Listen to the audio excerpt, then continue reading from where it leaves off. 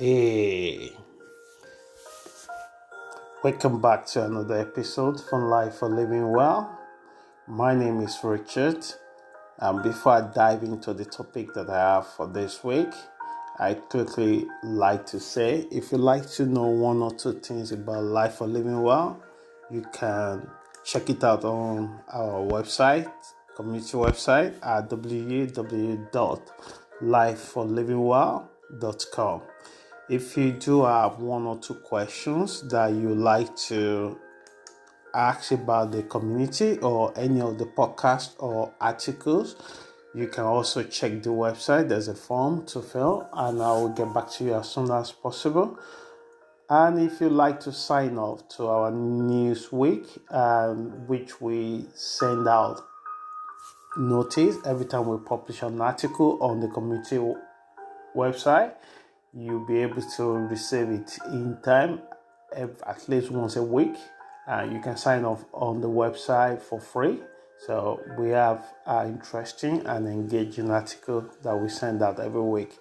So let's dive into the topic we have this week before taking much of your time.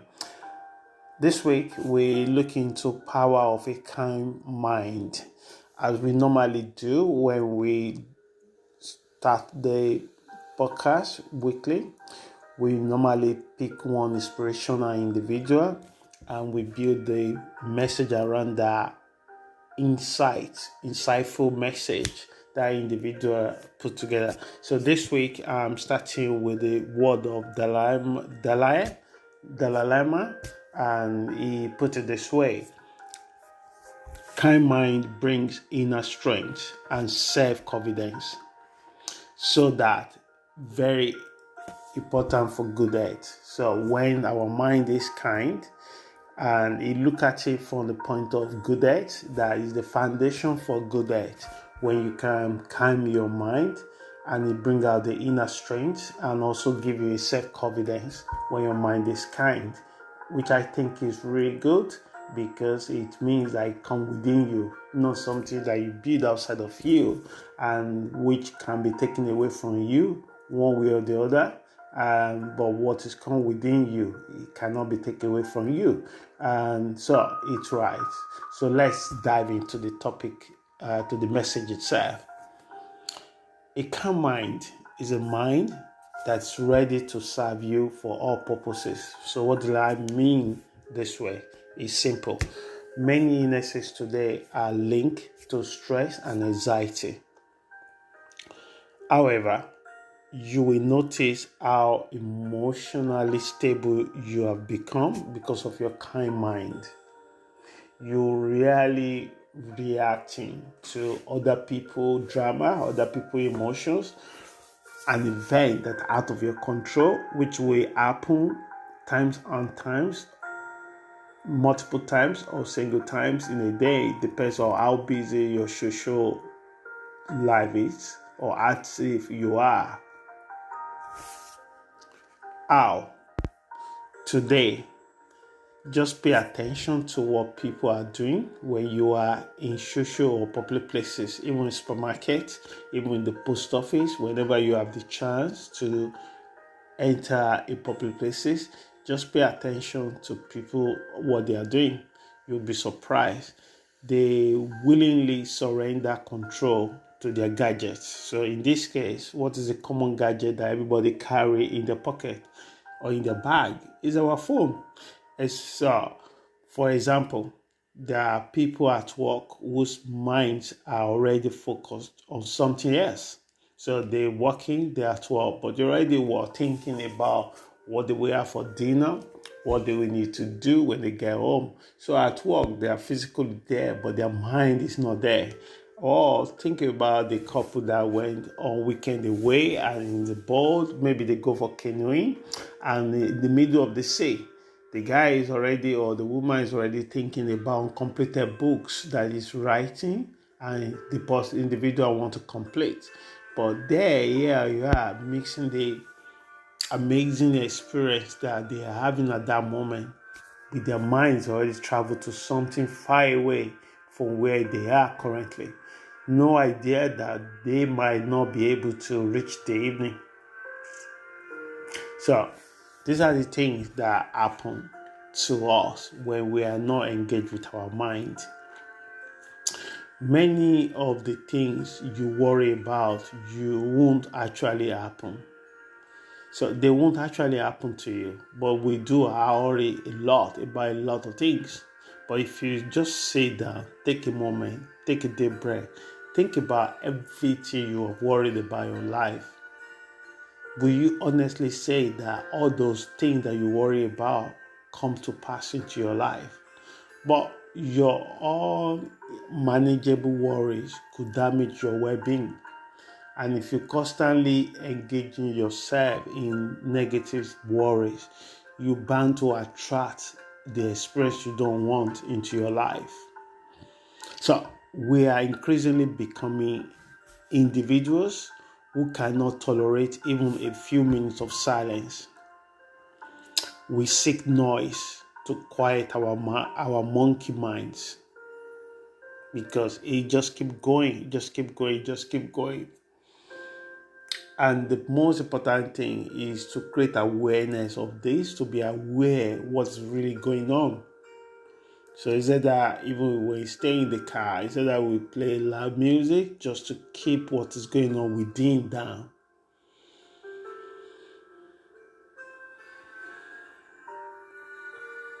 We might even create or involve ourselves in drama. So into some extreme cases, when our mind is so busy, so loud, that is really, really worries. We have the capacity to turn a small issue to a bigger issue. We can make a mountain out of all because of how we allow our imagination to out of scope, out of space, and we're no longer able to control it or managing it well. So one of the ways people keep their mind busy is by overusing their phones. So phone is just the obvious one that you say. There's other things that people do with their mind. So is that the reason loud that you think something's wrong with them, or the reason within, but they are absent-minded when they are in your presence. They hear you, but they are not listening to you. We don't practice active listening. Many of us are guilty of this. That especially when we engage in a conversation that is not really interesting for us, but we try to respect that individual, but we just switch off. And when you are in this state, you actually stopping engaging with the other person because it might not be important to you, but it's actually more important with the person that are engaging with you in that conversation. And the only thing you could do is to learn how to practice active listening for a period of time. So one thing I noticed on the Japanese subway was that most people simply plug their phones into their headphones. At first, is something that you don't say much about it, but when you see how spread this behavior it is, you begin to take attention to it a bit more. And so they keep to themselves. And after the work day in the evening, on their way back to their places or meeting friends or whatever, they just plug their phone and the earpiece into the ear.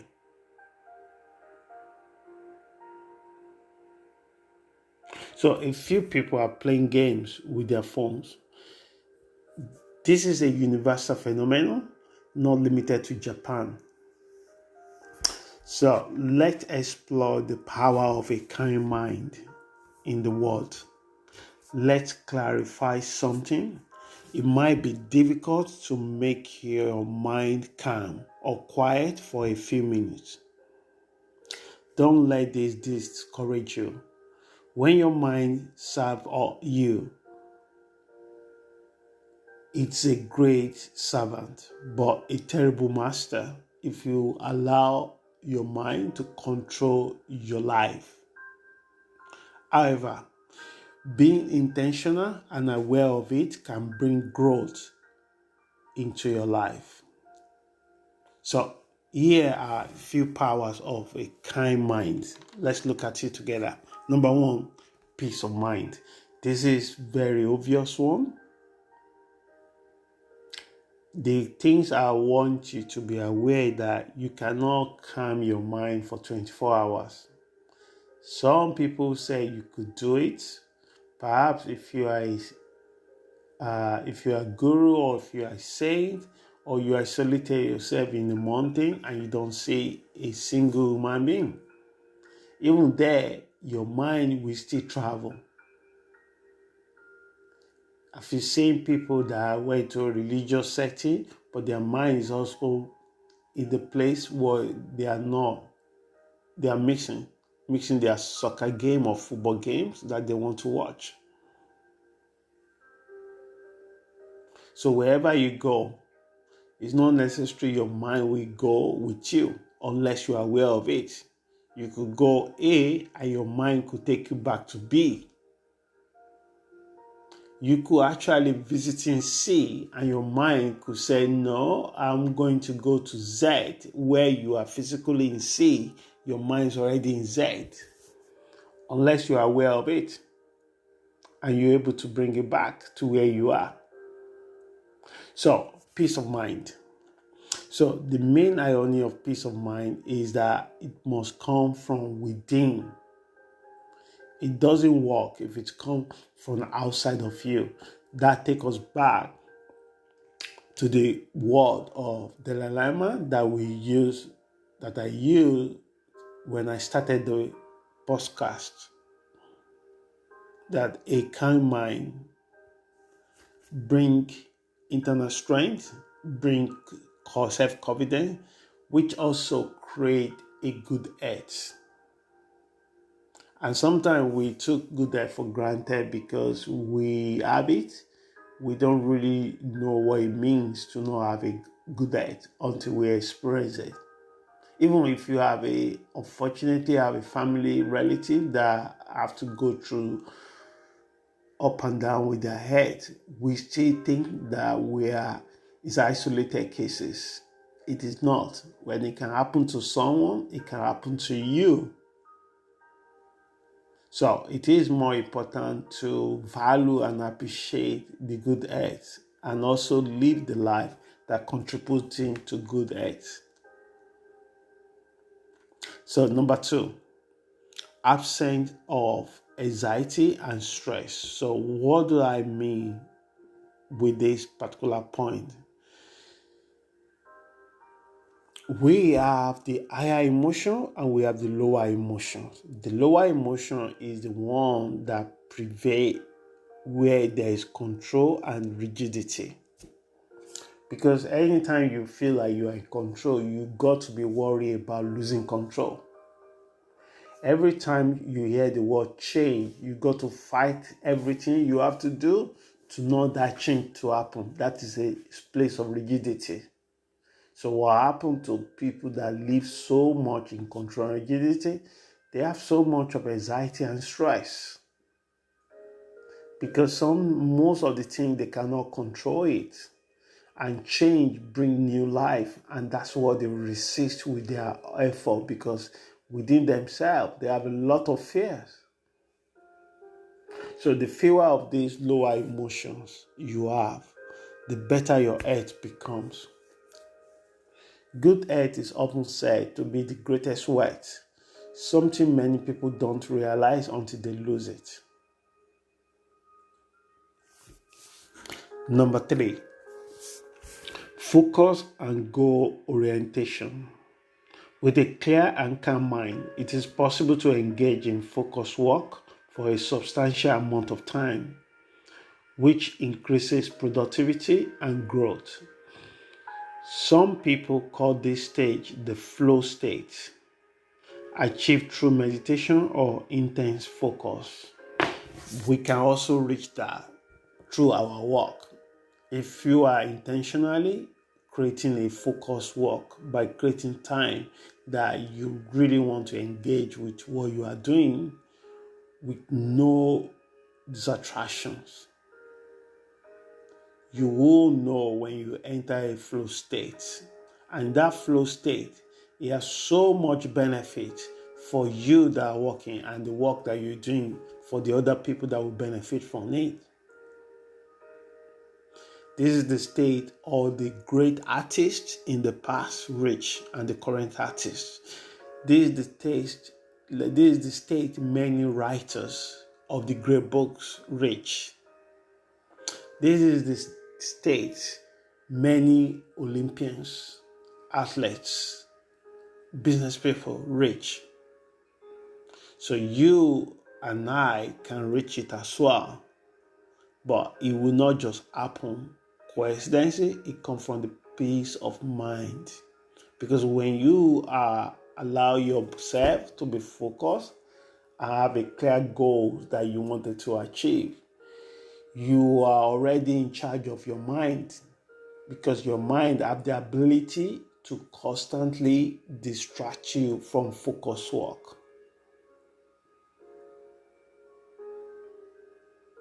So that takes me to another point or benefit of powers of a kind mind: patience and resilience.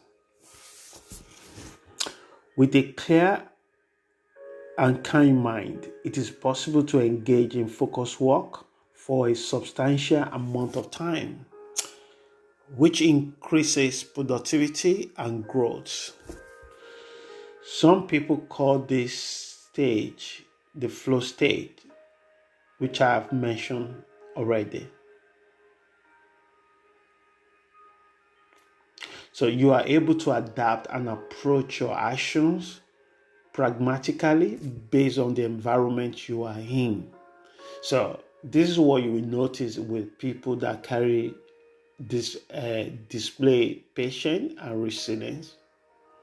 And this is what also means, because you have to have inner confidence that whatever you're going through now, you are going to be okay. Whatever you work with now, you're going to have your breakthrough. You will fall many times. That is not important. As many times you fall, you're able to rise as many times possible above that.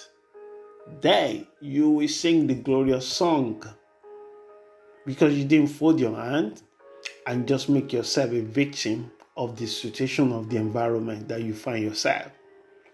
So in this state, you are more likely to collaborate with others rather than compete with. And this is what a lot of people do. A lot of people get to a new place that they don't really know the person there. All thing they can see straight away is that I want to be the best and better than them. We don't really know their story, where they're going. We don't really know what chapter of their own life books that they are.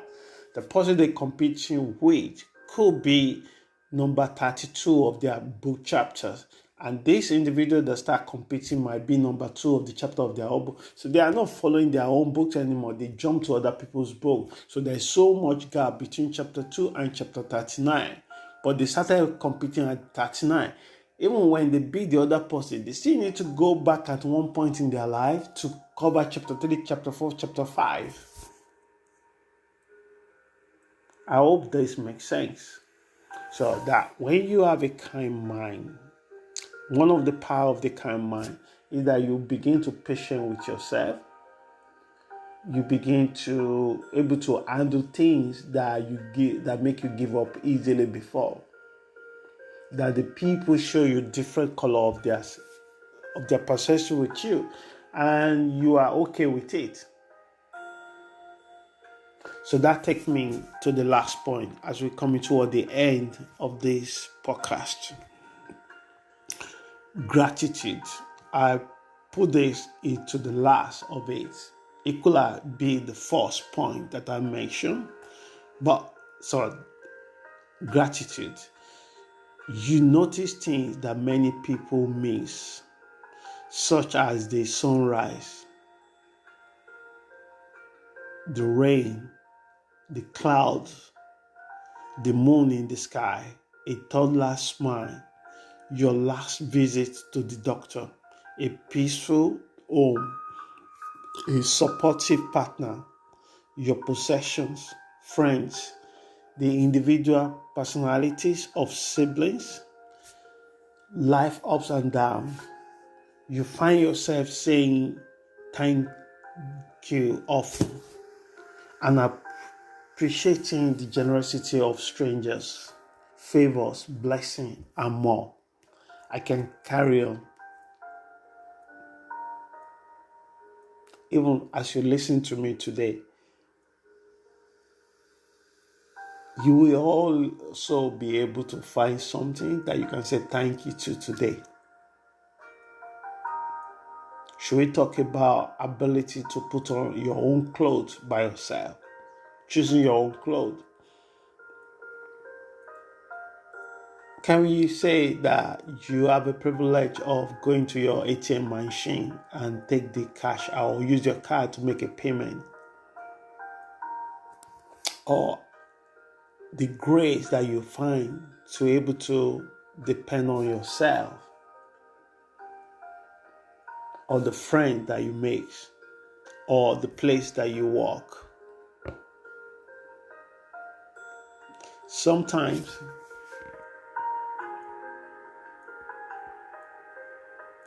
we have everything, but sometimes it seems we don't have anything.